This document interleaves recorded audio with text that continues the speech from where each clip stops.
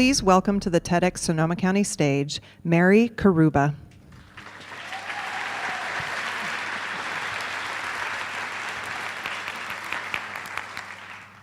My father died 3 weeks ago, and he would have loved this. He wouldn't have gotten it necessarily, but he would have loved it. He admired the things I did, even when he didn't get them. After he died, we went into his house, and I saw that a book I wrote was in a very prominent position of all his other books, and on closer inspection, I could tell it had never been opened, but it was there. It was there. And when I told him about this TED Talk and explained what an honor it was, he thought that was great, but the only question my very business-savvy father had was, well, why isn't that TED guy not paying you? Maybe I didn't explain it well enough. But I'm very grateful to my father and my mother for the wonderful cultural perspective that they gave me growing up, because my father was Arabic from the Middle East, and my mother's family was Irish Catholic from Ireland.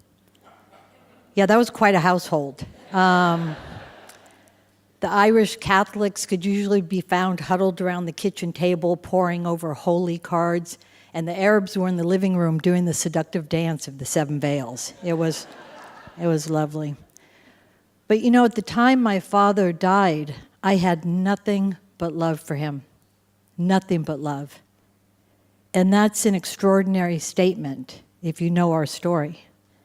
For reasons far too complex to go into here, suffice to say that for half my life, because of my conflicted feelings, I thought resolution of that relationship would never be possible.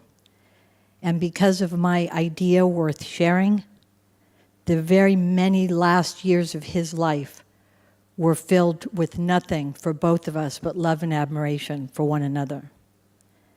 And so I'm going to share with you my idea worth sharing. I have to get to it because I only have 12 minutes, and the last thing I did in only 12 minutes was leave a long voicemail message.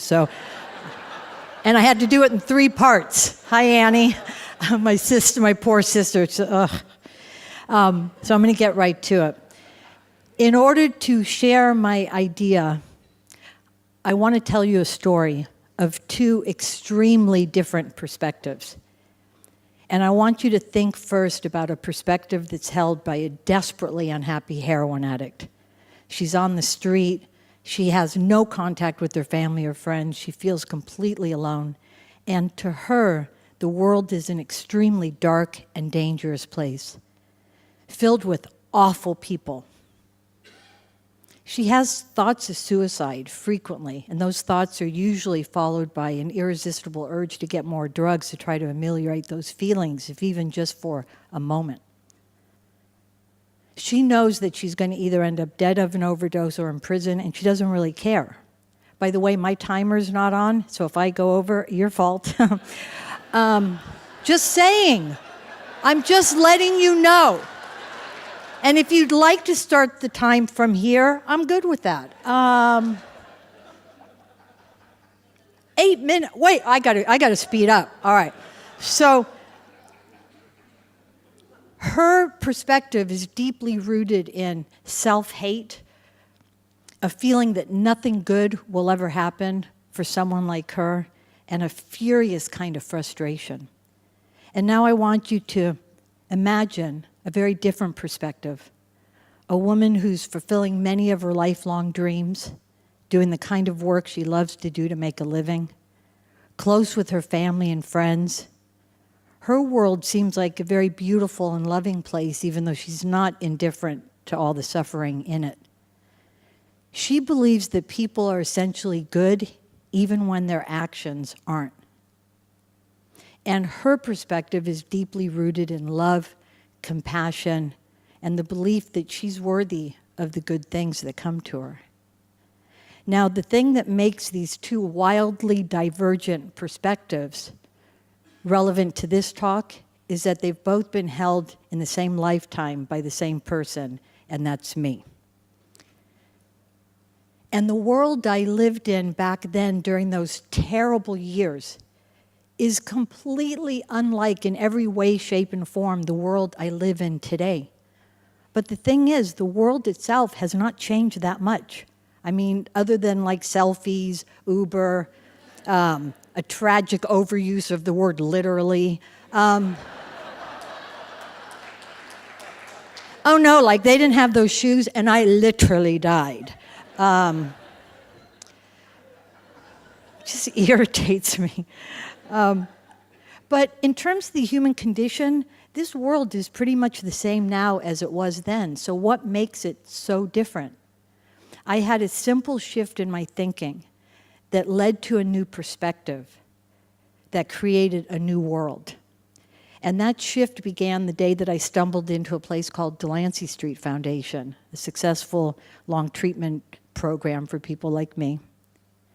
And their guiding philosophy changed my life.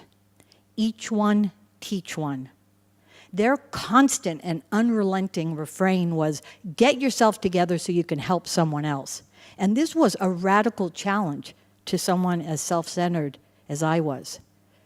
And I followed my 7 years working and living with them with a very long course of study that continues today of philosophy, psychology, spirituality.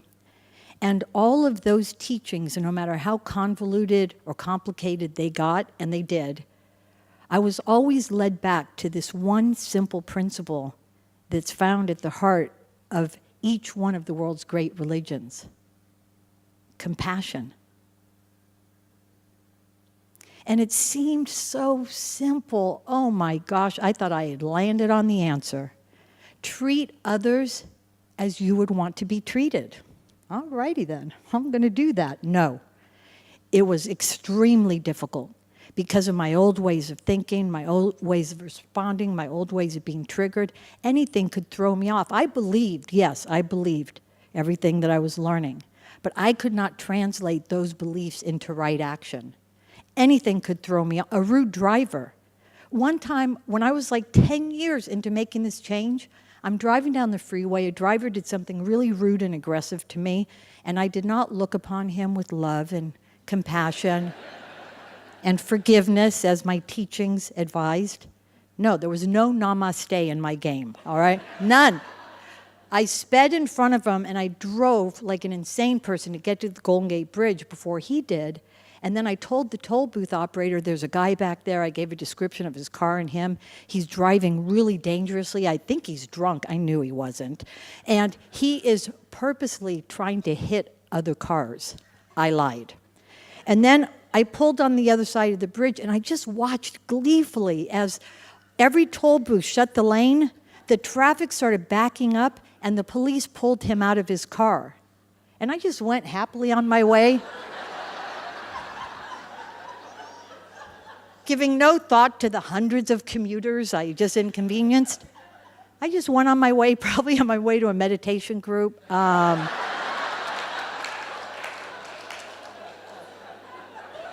Probably.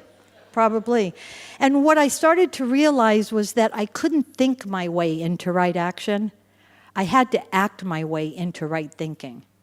And I began to act as if I was a compassionate person. And I would ask myself this one simple question in response to any given circumstance: what would a compassionate person do? And then I would do that. But it takes lots and lots of practice. I'm practicing still many, many years later. Like one of the things I learned then was when I'm in self-pity or anxious or depressed, get up and do something, anything. Go help someone else. Go do something. But even just this morning, and we're talking 30 years into this now, this morning I was feeling anxious about this talk because it's so personal. So I was feeling anxious about it. And I knew that's my cue to get up and do something. But all I wanted to do was sit on the couch, feel anxious, and watch old episodes of Judge Judy, and that's what I did. That is exactly what I did. So it's constant practice, and I'm doing a project right now in a prison that gives me lots of opportunities to practice. Because every day I walk through those prison gates, I'm met with this unbelievable wall of anger and hostility and suspicion. And that's just the correctional officers, all right? And I just keep practicing, bringing my focus back to compassion and loving kindness, albeit extremely tough loving kindness, but loving kindness nonetheless. 5 years ago, I was suffering more deeply and in more pain than I've ever been. I was dying of liver failure. And I was fortunate enough to receive a liver transplant. And my life was saved by a 14-year-old boy who died in a car accident. And after the transplant, I could not come up with the thank you big enough for his parents. I couldn't come up with it. How do you thank someone who made the decision to donate their son's organs and save your life on the worst day of their life? I couldn't come up with it. Or the 100 friends and family members that did everything for me during that time. Cooking meals, walking my dog, cleaning the house, taking me to doctor's appointments. It was too big. So I made a decision to perform 100 acts of kindness as a way to express my gratitude. And performing those acts drove home to me the truth that a life lived only for oneself is not a life worth living. So what am I saying, Teddies? May I call you Teddies? Feel like I should, since you know so much about me now. What I'm saying is that one small act of kindness can lead to a shift in your thinking, that can lead to a new perspective, that can change your life. And if you do one act after another, those moments can string together. And if you do it, it can change your world. If I do it, it can change my world. And if we all do it, it can change the world. Thank you so much.